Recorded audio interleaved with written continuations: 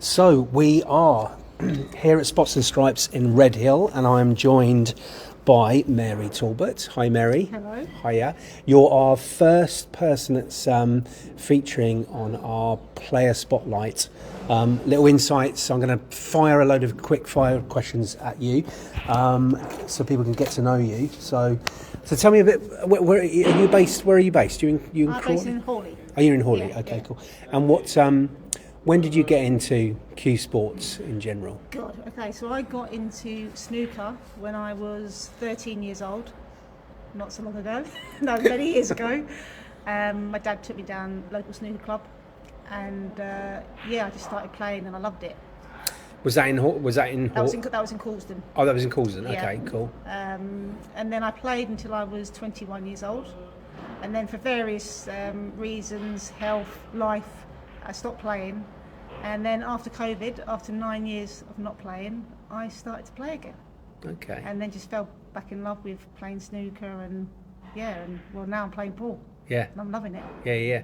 So with the snooker, before you obviously started, when you said you were sort of 13, was there a? Did you see it on TV? Were you I want to get, I used to watch it with my dad and stay up late at night watching Steve Davis and Stephen Hendry and Jimmy White, till 1 o'clock in the morning, and I kept nagging him Dad, can you take me to play? And he was like, there's no place for a young girl. Anyway, I nagged him, and in the end, I got my own way and he gave in. Yeah, because obviously there's, women's sport and cue sports in particular, snooker's become a lot more popular, and pool, etc. Obviously, quite a few years ago, there wasn't hardly that many women in the cue sports at all. It was so dominated by men, wasn't it? Yeah, it's come on leaps and bounds.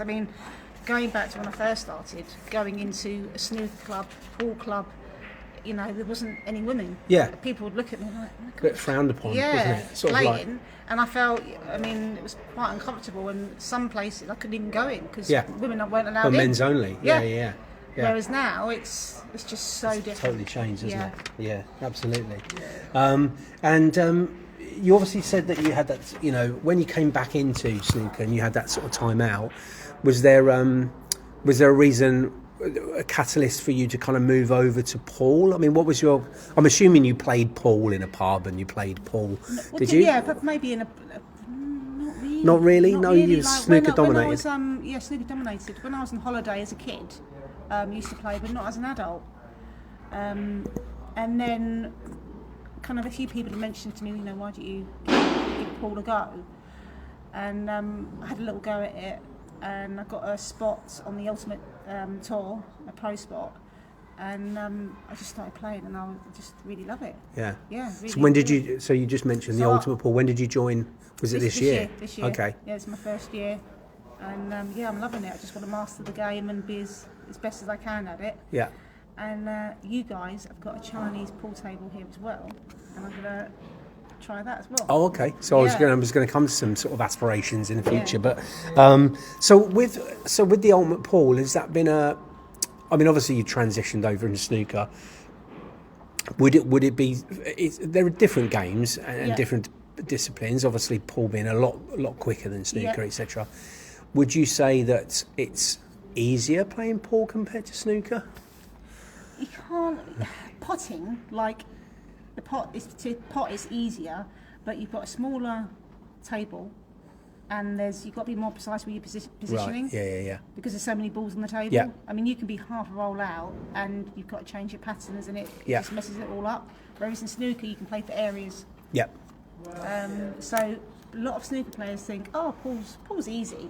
No, big mistake. It's not. It's really it's very hard. Right, gotcha. Okay, and how have you found the sort of Ultimate Pool actual kind of tour and stuff? They are weekends away, are they? Yeah, weekends away. They've been in Blackpool. Next year they're moving to arenas. Okay, which should be good. And I've made a couple of quarterfinals for my first year. That's pretty good. Yeah, I was pleased with that. And on both those quarterfinals, I lost to Amy Beauchamp. She's the world number one. Right. And I lost 7-5 and 7-6. So I really enjoyed playing. Yeah, no, absolutely. So what would you say is the sort of been your kind of toughest sort of part, getting a break sort of in the ranks of professional kind of cue sports and stuff? Because obviously, based on your ability and your past record in the snooker, all sponsorship. It's all about sponsorship. Really. I've backed myself these past few years, and I broke the bank. It's really, really difficult, and that is one of the reasons why I decided to give Paul a go, because I just couldn't afford to carry on with the snooker. With tournaments being in Australia, America, Belgium, Morocco, China. As much as I love it, but I said I'd give Paul a go, and I'd only continue it if I enjoyed it. Yeah. And lucky for me, I absolutely love it. And you're loving it. Yeah. If I didn't love it, I wouldn't do it. Yeah. I mean, obviously, seeing you around the table and stuff like that, you've got that, just I would call kind of classic, very just a very good cue action in the sense of like very controlled, which you tend to find in a lot of snooker players, whereas pool players can be a little bit like, head up, and you've got that absolute very, strict kind of like cue action, which is the way it should be, really. At the end of the day, it's consistency, isn't it, that's going to get you things. So cool. And what about your kind of future aspirations? You touched upon kind of the Chinese 8-ball, because we're one of the only clubs in the area, definitely, with a Chinese 8-ball table here. So is that something you're gonna... Yeah, definitely. So I want to master English 8-ball. I want to get, if I can, I want to become world champion. I want to become #1, and I'm going to, at the same time, play Chinese pool. I'm going to put as many hours as I can into it, and enter as many competitions as I can. And I don't do things by halves. I'm a perfectionist, and if I do something, I've got to put 110% into it. And and I want to be. Well, it's refreshing to hear you say that you've got that goal and that dream, because some players are kind of quite, we'll see what happens, but absolutely you're going for it, which I think is great, because if half of it is the mental battle, isn't it, really? On the table, as well as like that mindset. So you've got to really want it, and you've got to enjoy the process of it. And I love learning, and that's what I've really enjoyed about Paul. I mean, I go home, and instead of watching telly, it's quite sad really, I'm studying on YouTube, watching pool matches, watching the pros, how do they do it, what are their patterns. I think that's what you've got to do if you want to kind of stand out. Absolutely. Be up there. And as you said, like one of the biggest barriers, obviously you mentioned sponsorship, but it's balancing, isn't it, that the commitments to work or social life and stuff with the practice and everything else and stuff like that. But well, listen, I thank you so much. Like, brilliant to hear from you and find out more about you. And yes, this is Mary Talbot here on our first player spotlight for Spots and Stripes in Redhill. This club is just amazing. The people are so friendly, and I'm not just saying this, honestly, I feel so comfortable, and it is just what you guys have done, it is amazing. No, thank you very much. Really, really beautiful club. Thank you. Thanks, Mary. Cheers. Thank you. Bye.